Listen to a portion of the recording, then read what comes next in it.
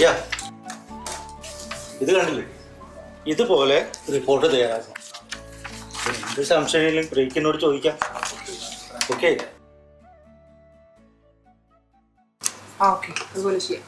പിന്നെ ബോസിന്റെ മുമ്പിൽ കണ്ണുകേട്ടൊക്കെ നിന്നോ, അല്ല അതിന്റെ ഗുണം കുട്ടിക്കുണ്ടാവും. അതെ, എന്നെ ഏൽപ്പിച്ച ജോലി ഞാൻ വൃത്തിയായിട്ട് ചെയ്യുന്നുണ്ട്. അതിനുള്ള ശമ്പളം ബോസ് തരുന്നുണ്ട്. I am happy. അല്ല, ഞാൻ പറഞ്ഞത് എന്താ വെച്ചാല് ബോസിന് ഇയാള് വളരെ ഇഷ്ടമാണെന്ന് എന്നോട് പറഞ്ഞിട്ടുണ്ട്. അപ്പൊ എന്താ നിലനിന്ന് നോക്കോട്ടെ ഞാൻ ഉദ്ദേശിച്ചുള്ളൂ. അല്ല, എന്റെ കാര്യത്തിൽ ഇയാൾക്ക് എന്തത്ര ആകാംക്ഷ? ഇയാൾക്ക് ചെയ്യാൻ വേറെ ജോലിയൊന്നുമില്ല. ഞാൻ പറഞ്ഞല്ലോ. ആ രേഷ്മ, സുഖം തന്നെയല്ലേ? പിന്നെ രേഷ്മയുടെ വികൃതിക്കുട്ടൻ എന്ത് പറയണു? അവനവന്റെ പുസ്തകത്തിലേക്കായിട്ട് അങ്ങനെ നടക്കുന്നുണ്ടെന്നേ. പ്രത്യേകിച്ച് എന്ത് പറയാനാ? ഈ ഫയൽ കൊണ്ട് പോകും.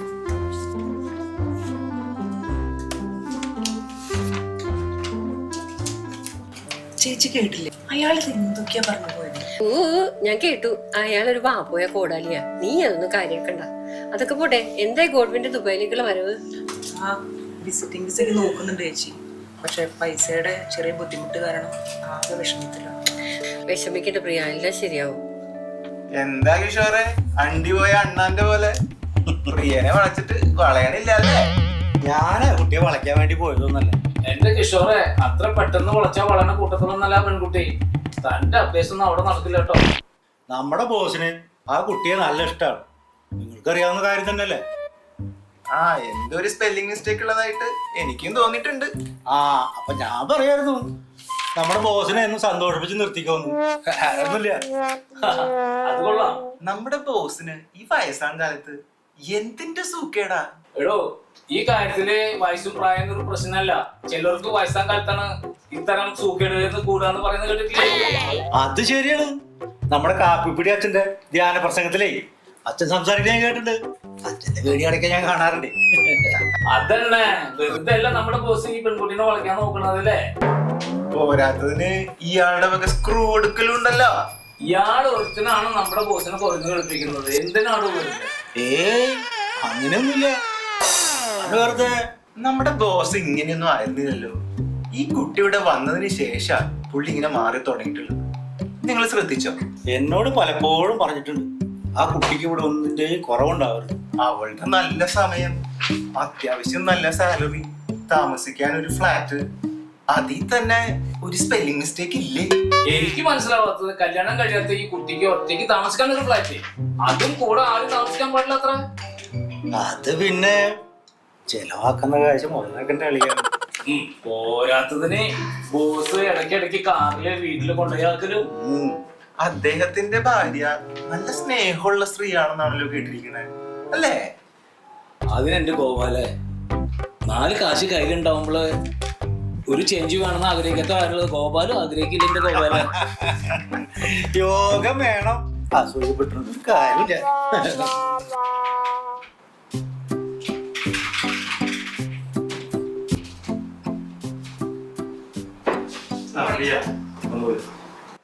Good morning sir.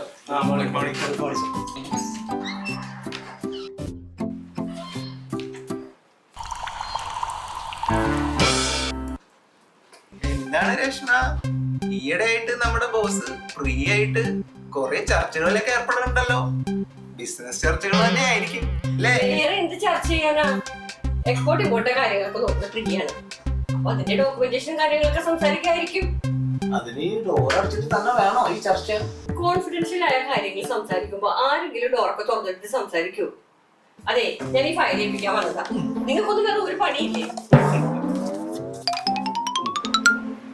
പ്രിയ, ആ കൺസൈൻമെന്റിന്റെ ഡോക്യുമെന്റേഷൻ എല്ലാം തെറ്റാണ് ചെയ്തിട്ടുണ്ടല്ലോ അല്ലേ? ഈ ഡ്രസ്സ് കഴിഞ്ഞ ദിവസം നമ്മൾ ഒരുമിച്ച് പോയിട്ട് ആ സിൽക്ക് വേൾഡിൽ നിന്ന് വാങ്ങിച്ചല്ലേ? അതെ സാർ. ആ, പ്രിയക്ക് ഇത് നന്നായി ചേരുന്നുണ്ട് കേട്ടോ. നന്നായിട്ടുണ്ട്, ഇഷ്ടമായി. ആ, പിന്നെ എന്തെങ്കിലും സംശയം ചോദിക്കാനുണ്ടെങ്കിൽ ഒന്നുകിൽ എന്നോട് നേരിട്ട് വന്ന് ചോദിക്കുക, അല്ലെങ്കിൽ രേഷ്മയോട് ചോദിക്കുക. ഈ വായി നോക്കിയാൽ അടുത്തൊന്നും പോയി സംസാരിക്കാൻ നിൽക്കരുത് കേട്ടോ. അത് അത്രേ ഉള്ളൂ സാർ. ഞാൻ സാറിനോട് തന്നെയല്ലേ ചോദിക്കാറുള്ളത്. അല്ല, ഈ വരുന്ന ഞായറാഴ്ച പ്രിയയുടെ ബർത്ത്ഡേ അല്ലേ? അതെ. സാറിന് എങ്ങനെ മനസ്സിലായി? എല്ലാവരുടെയും പേഴ്സണൽ ഫയൽ കൂടെ ഇരിക്കണേ, എല്ലാ ഡീറ്റെയിൽ അതിലുണ്ടല്ലോ. ഓ ശരിയാണല്ലോ, ഞാൻ ഓർത്തില്ല സർ. ബർത്ത്ഡേ ആയിട്ട് എന്താ പരിപാടി? പ്രത്യേകിച്ച് ഒന്നുമില്ല സർ. എന്ത് പരിപാടി? അങ്ങനെയാണെങ്കിൽ ഈ ഞായറാഴ്ച പ്രിയയുടെ ബർത്ത്ഡേ എന്റെ വീട്ടിൽ വെച്ച് ആഘോഷിക്കാം. എന്റെ ബർത്ത്ഡേ സാറിന്റെ വീട്ടിൽ വെച്ചോ? പ്രിയ, ജീവിതത്തിൽ എൻജോയ് ചെയ്യാൻ കിട്ടുന്ന അവസരങ്ങളൊന്നും പാഴാക്കരുത്. നോക്കൂ, നോ പറയരുത്. ഇല്ല സർ, സാറിനോട് എങ്ങനെ നോ പറയാൻ സാധിക്കും? അന്ന് പ്രിയക്ക് എന്റെ വക ഒരു സർപ്രൈസ് ഗിഫ്റ്റ് ഉണ്ട്. സർപ്രൈസ് ഗിഫ്റ്റോ? അതെന്താണ് സർ? അതെന്താണെന്ന് ഇപ്പൊ ഞാൻ പറഞ്ഞാൽ പിന്നെ എന്ത് സർപ്രൈസ്? വെയിറ്റ് എല്ലാം വരുന്നുണ്ട്. ആ പ്രിയ, സീറ്റിലേക്ക് പോയിക്കോ. ആ പിന്നെ ഞായറാഴ്ച ഒരുങ്ങി നിന്നോളൂ, ഞാൻ വന്ന് പിക്ക് ചെയ്യാം. Okay okay, thank you.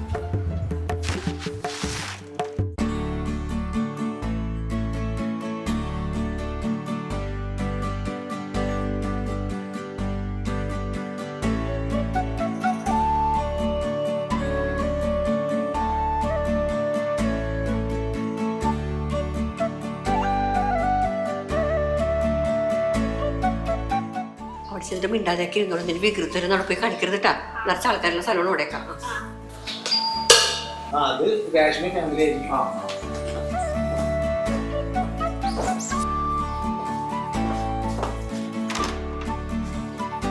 ആഹാ, വരൂ രശ്മ, മോനെ വാ.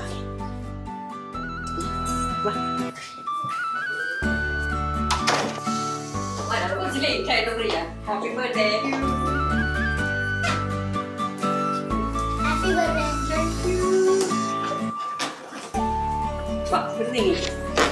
രശ്മയുടെ പോ മാത്രമേ ഉള്ളൂ. ഹസൻ അതെ, ചേട്ടന്റെ ഫ്രണ്ടും ഫാമിലി നാട്ടിൽ നിന്ന് വന്നിട്ടുണ്ട്. അപ്പൊ ഇന്ന് രാവിലെ അങ്ങോട്ടേക്ക് പോയി. മോനെ നിങ്ങൾ വന്നേ. നിന്റെ കുസൃതിയൊക്കെ കുറഞ്ഞോ? അപ്പൊ കുസൃതി കുറയില്ലേ? നീ വന്നേ. അതെ, ഇന്ന് എന്താ നിന്റെ സ്പെഷ്യൽ പെർഫോമൻസ്? പാട്ട്, കഥ, ഡാൻസ്? എന്താണെങ്കിലും പറഞ്ഞാ ഞാൻ റെഡി. ആഹാ, എന്നൊരു സ്പെഷ്യൽ ഡാൻസിനെ ആയിക്കോട്ടെ. ഓക്കെ.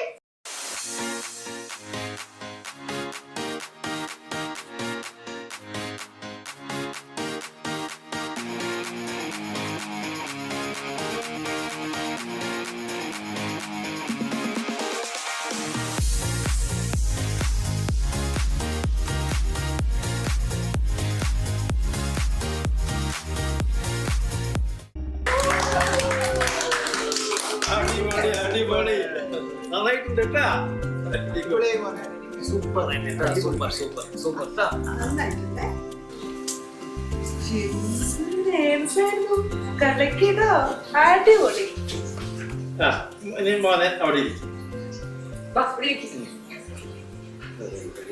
ഇങ്ങോട്ട്. അപ്പോ ഇനി നമുക്ക് അടുത്ത കാര്യപരിപാടിയിലേക്ക് കടക്കാം അല്ലേ? ആ, എങ്ങനെയാണ് ഇന്നത്തെ കാര്യപരിപാടി? എന്ത് പരിപാടി? സാധാരണയായിട്ട് ഇപ്പൊ എന്താ, എല്ലാരും കേക്ക് മുറിക്കുന്നു, വിഷ് ചെയ്യുന്നു, പിന്നെ ഭക്ഷണം കഴിക്കുന്നു, പിരിഞ്ഞു പോകുന്നു. അല്ലാണ്ട് ഇപ്പൊ എന്താ? വേറെ ചില കലാപരിപാടികളൊക്കെ ഉണ്ട്. നിങ്ങ എവിടേക്കാണ് പോണേന്ന് എനിക്ക് മനസ്സിലായി. കുപ്പിയല്ല ഉദ്ദേശിച്ചത്. മേഡം, ഒരു കരിപ്പെണ്ണി എടുത്ത് കൊണ്ടുപോട്ടാ. മമ്മി, ഇവര് പറയണ കാലുകുപ്പി അല്ല. പിന്നെ ഡാഡി ഡെയിലി ബിസ്കറ്റ് ആ കുപ്പി പറയണത് അല്ല. ഇവിടെ മമ്മിക്ക് ഒന്നും അറിയില്ല. കണ്ടോ മോന് ബോധമുണ്ട്. മാത്രല്ല ഡാഡി വീട്ടിൽ നല്ല വീശാണെന്ന് മനസ്സിലായി.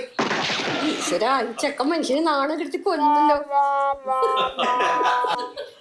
അതെ, കാലി ബോട്ടിലല്ല, നല്ല ഒന്നാം തരം ഫുൾ ബോട്ടിൽ തന്നെ നിങ്ങൾക്ക് വേണ്ടി ബോസ് വാങ്ങിച്ചു വെച്ചിട്ടുണ്ട്. പോലെ നോക്ക്, നമ്മൾ ഇന്നോട് കൂടിയിട്ടുള്ളത് പ്രിയയുടെ ബർത്ത്ഡേ ആഘോഷിക്കാനാണ്, അല്ലാണ്ട് ഒഫീഷ്യൽ മീറ്റിംഗ് ഒന്നല്ല. No formalities, be happy and enjoy.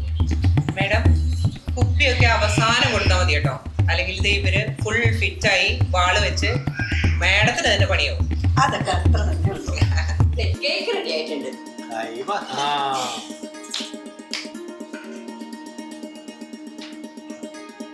Hi cake. ഇന്ന് ഞാൻ നമ്മുടെ പ്രിയയ്ക്ക് ഒരു സർപ്രൈസ് ഗിഫ്റ്റ് കൊടുക്കാന്ന് പറഞ്ഞിട്ടുണ്ട്. സർപ്രൈസ് ഗിഫ്റ്റോ? അതെന്താണ് സാറേ? ആ അതൊക്കെ ഉണ്ട്. വെയിറ്റ്, അകത്ത് പോയി കൊണ്ടുപോവാ.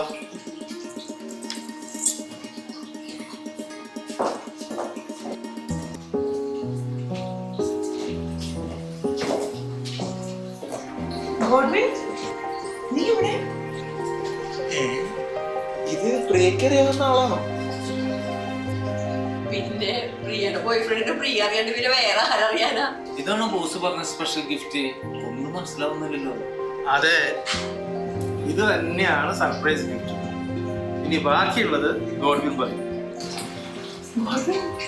എനിക്കൊന്നും മനസ്സിലാവുന്നില്ല. എങ്ങനെ നീ ഇവിടെ എത്തി? എല്ലാം ഞാൻ പറയാം. ഞാൻ ഗോഡ്വിൻ, പ്രിയയുടെ വുഡ്ബിയാണ്.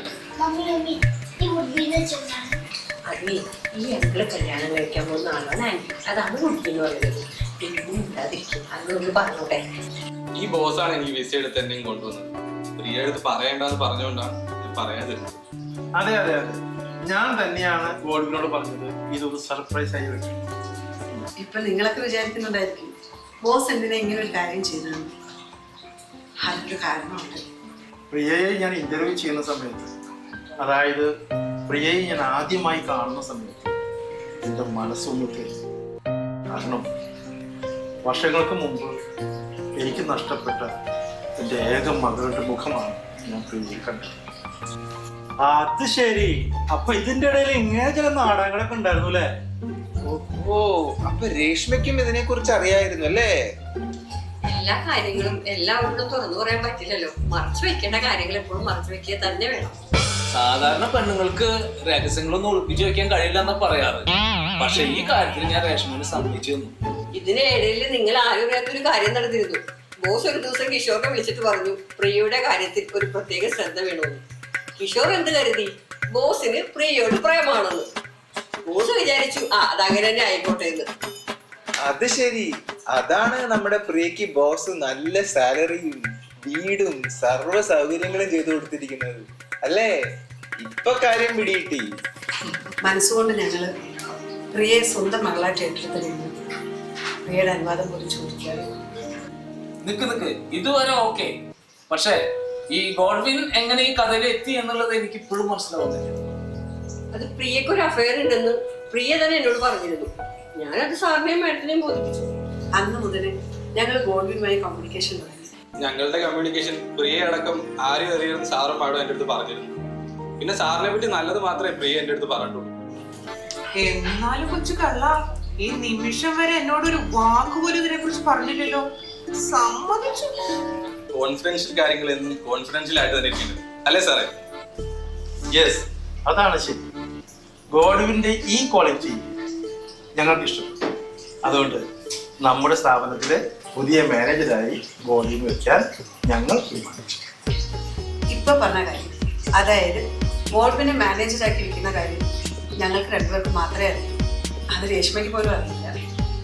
സാറും മാഡവും എന്ത് തീരുമാനം എടുത്താലും ഞങ്ങൾക്ക് സന്തോഷം ഉണ്ടാവും. Anyway, welcome our manager sir. Welcome manager.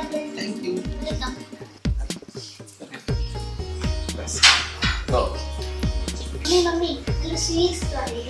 ഇത് സ്വീറ്റ് സ്റ്റോറി മാത്രമല്ല, ഈ അങ്കിൾമാരുടെ ഒക്കെ ഭാഷയിൽ പറഞ്ഞല്ലേ നല്ലൊരു പഞ്ചാര കഥയാ.